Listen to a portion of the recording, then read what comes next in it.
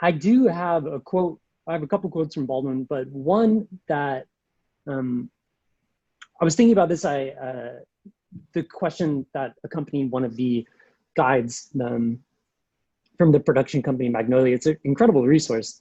The question or the statement that they offer is that Baldwin loosely defines segregation, as apathy plus ignorance.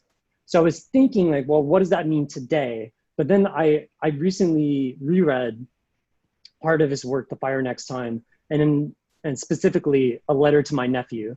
And in it, Baldwin writes this. So if you'll allow me to read this, and I would love to hear what are your responses in terms of the conversations that we're having, the experiences you've had, and what this means for the work of anti-racism and white people in particular owning their stuff. So this is the quote.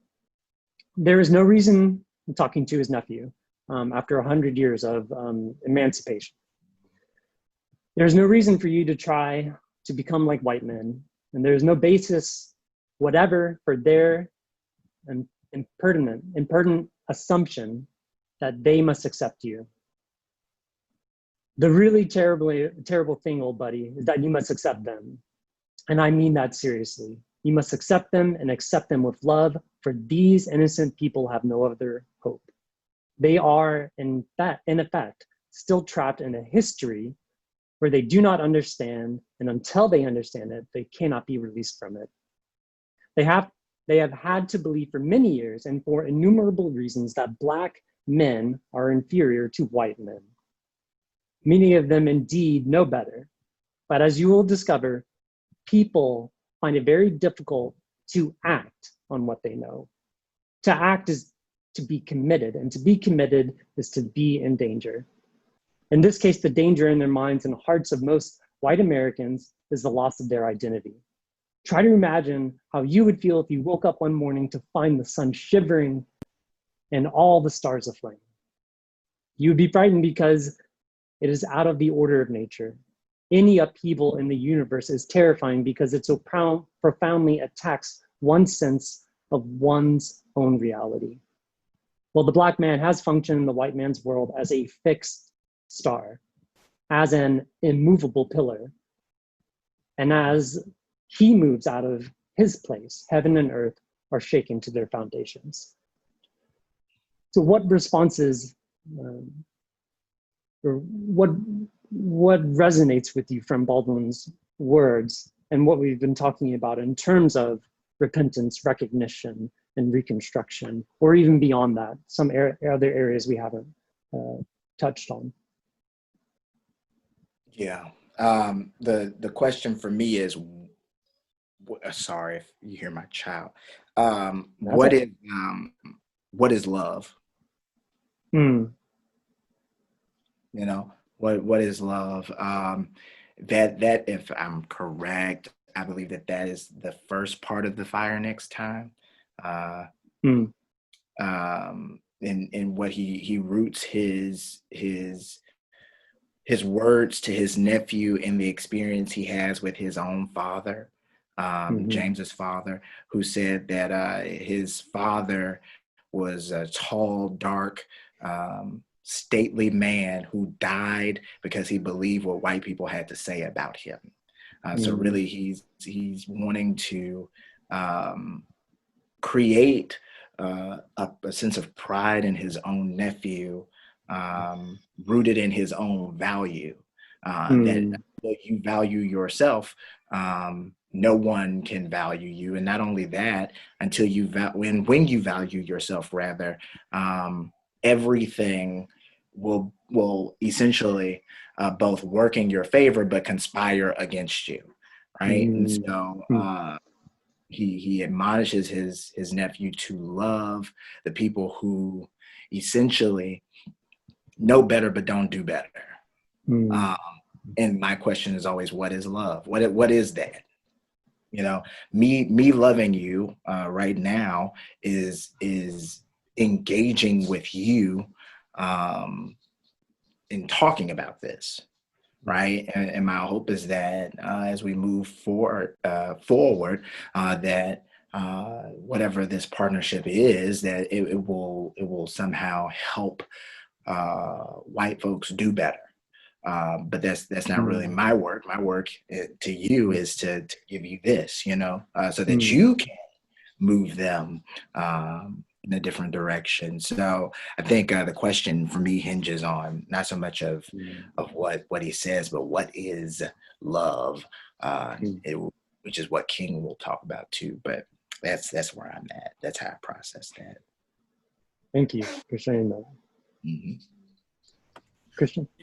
In that quote that you read, the first thing and the strongest thing that popped out to me was the assurance of who James was, right? That he is a staple, in American history. That he is a staple in history, period. That he is who he is, and God made him that way, right? So that's one of the principles that I learned at a young age coming through St. Luke, is to never forget who I am and whose I am. Right? Never forget my heritage. Never forget my ancestors on whose shoulders I stand on. Never forget how I came to be who I was, what all encompasses me, and how that is constantly changing. But there is a fixed point of who I am that's fixed on whose I am. Right? That points to God. Right?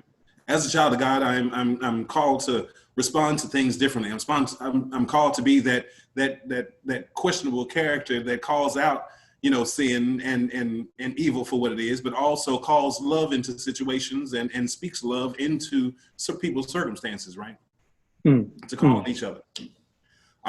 Further on in that letter, I noticed that James Baldwin writes that if the word integration means anything, it means this is what it means. It means that we, with love, shall force our brothers to see themselves as they are, to cease fleeing, to keep them from fleeing from reality, and then to begin to change it, right?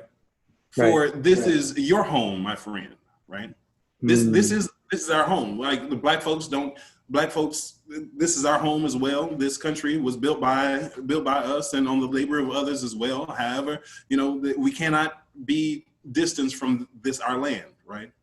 Right. But at the same time, that love that Brian was talking about, it's an action. It calls us into community with each other. It calls us to help each other to see face to face who each other are, right? And then move into action to work to overcome it. So that's my little 2 cents there. Well, those are well worth it. And that importance of love not just being something that's devoid of work, action. Of course, it's holistic. It involves everything. And for white people to receive that and to truly love someone, there's a point in the film, he talks about the bodily function. And we talked about that in terms of earlier about trauma and being in a relationship, somewhat a relationship with the white woman, having to leave earlier on, creating this distance and being very conscious of the touch of that. And I think about the bodily effect white people take from a Black person's presence in the room, on the street. There's heavy, heavy work to do in terms of that inbreaking of love that has broken us so much to disassociate and devalue others. And that's a horrible thing and a terrible thing, but it's a reality. So how do we repair it and not reconcile it? How do we do the work to get to a point, to see that person, to see each other? And I think that's the incredible work I hear y'all doing in your own communities and inviting us, our congregation, me, to do. And I'm very grateful for that.